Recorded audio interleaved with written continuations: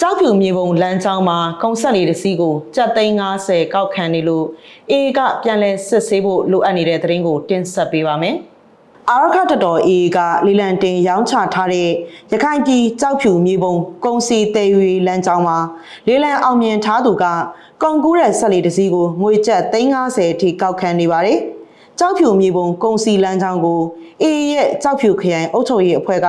တစ်နှစ်တာအတွက်ငွေကျပ်သိန်း90နဲ့လေးလံတင်ရောင်းချထားတာလို့ဆိုပါတယ်။အဲဒီနောက်မှာတော့လေးလံအောင်မြင်ထားသူရဲ့ခွင့်ပြုချက်နဲ့သာကုန်ပစ္စည်းတွေတည်ယူခွင့်ရှိကြောင်းသိရပါတယ်။လက်ရှိမှာတော့အကုန်ဆက်လေးတစ်စီးကိုတစ်ကြိမ်အတွက်ငွေကျပ်သိန်း90အထိ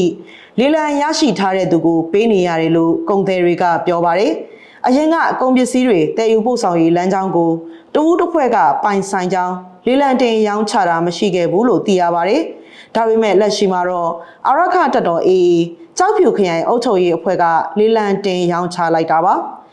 အရင်ကကြောက်ဖြူမြေပုံကုန်ပစ္စည်းတည်ယူရေးလမ်းကြောင်းမှာတစ်ကြိမ်အတွက်ကုန်ကျစရိတ်ဟာ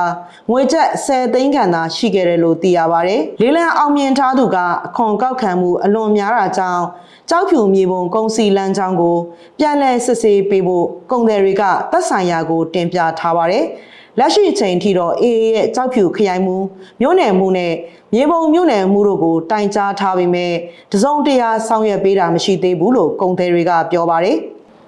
တကြောပြန်တိုက်ပွဲတွေကြောင့်ရခိုင်ပြည်ကိုပြည်မနဲ့အဆက်အသွယ်ဖြတ်တောက်ခံထားရတဲ့အတွက်73စီစေဝါနဲ့အခြေခံစားတောက်ကုန်တွေပြက်လက်ပြီးဈေးနှုန်းတွေမြင့်တက်နေတာလည်းဖြစ်ပါတယ်။